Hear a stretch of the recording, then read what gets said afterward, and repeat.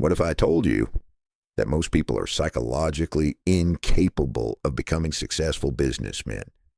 Not because they're not smart enough, not because they lack resources, but because their mind is wired in a completely different way. The truth is, business isn't just about money. It's not about ideas. And it's definitely not about motivation. It's about how you think under pressure, how you react to uncertainty, and how much discomfort you can tolerate without breaking. Because behind every successful businessman, there's a psychology that most people wouldn't survive. And today, we're going to break it down. Let's start with a lie you've probably believed your whole life. Follow your passion. It sounds good, it feels right, but in business, it can destroy you. Here's why. Passion is emotional, and emotions are unstable. One day you feel excited, the next day you feel tired, bored, or lost. If your entire path depends on how you feel, you'll quit the moment it gets hard, and business always gets hard. Successful businessmen don't rely on passion. They rely on systems, discipline, and opportunity. They don't ask what they love, they ask what works. And that shift from emotional thinking to strategic thinking is the first step into the psychology of business. Now imagine this. You invest months of your life into something, and you have no idea if it will succeed. No guarantees, no clear outcome, just uncertainty. Most people feel anxiety in that situation. They hesitate, they overthink, they delay. But businessmen move forward anyway. Why? Because they've trained their minds to tolerate uncertainty. They don't need perfect clarity, and they don't wait for the right moment.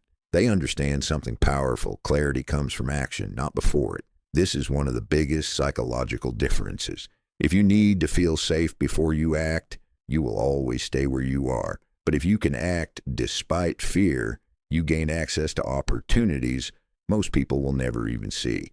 Let's talk about risk. Most people think businessmen are gamblers, that they just take huge risk and hope for the best.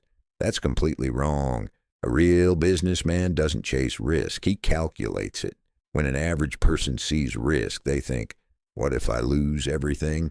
When a businessman sees risk, he thinks, what are the odds and what's the upside? It's not emotional, it's analytical. And here's the key difference. Most people fear losing while businessmen fear missing out. That changes everything. Because once your biggest fear becomes not trying, you start making decisions faster, bolder, and smarter. Now let's go deeper into something critical. Emotional control. Imagine losing a massive deal or watching your business collapse after months of effort. What would you feel? Stress, panic, anger. That's normal. But here's the problem. Your reaction can do more damage than the failure itself. Businessmen understand this. They know that emotional decisions are dangerous, so they train themselves to pause, to step back, to think instead of react.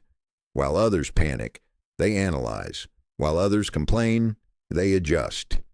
This ability to stay calm under pressure is one of the most valuable psychological traits in business because in chaos, the calm mind wins.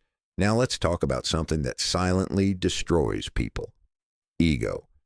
At first, confidence helps you take action. It gives you courage and pushes you forward. But over time, confidence can turn into ego, and ego blinds you. You stop listening, you ignore feedback, you refuse to admit mistakes. And in business, that's dangerous because the market doesn't care about your feelings. It only responds to reality. Successful businessmen understand this. They separate their identity from their business. If something fails, it doesn't mean they are a failure. It just means something didn't work. And that mindset allows them to adapt quickly because in business, the one who adapts fastest wins. Now let's talk about something most people avoid, the cost of success. You've probably heard about balance, work-life balance, healthy lifestyle, and yes, that matters. But here's the uncomfortable truth. At some point, every successful businessman becomes obsessed. Not interested, not motivated. Obsessed. They think about it constantly, analyze every detail, and sacrifice comfort, time, and sometimes relationships. Why? Because building something meaningful requires intensity, and most people are not willing to go that far. So the real question is, are you willing to pay that price? Because success isn't just about what you gain, It's about what you're willing to give up. There's another side of business psychology that no one talks about: loneliness. As you grow, your mindset changes. Your priorities shift, your conversations change, and suddenly you don't relate to the same people anymore. It's not arrogance, it's evolution. But it can feel isolating because fewer people understand your way of thinking, your risks, your decisions. That's why many businessmen operate in small circles, not because they want to exclude others, but because alignment becomes rare.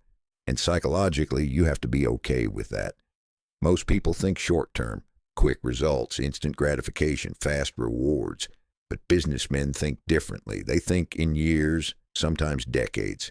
They're willing to sacrifice today for something bigger tomorrow, and that requires patience, a lot of it. Because results don't come immediately, progress is slow, and setbacks are inevitable. But here's the key. They don't measure success by today's outcome. They measure it by long-term trajectory. And that mindset changes how you play the game. So here's the truth. Becoming a businessman isn't just about learning skills. It's about transforming your psychology. You have to think differently, feel differently, and react differently. You have to become comfortable with uncertainty, detached from emotions, and resilient under pressure. And most importantly, you have to accept that this path isn't for everyone, because it will test you mentally and emotionally, constantly. But if you can handle it, you don't just build a business. You build a completely new version of yourself. And that is where the real success begins.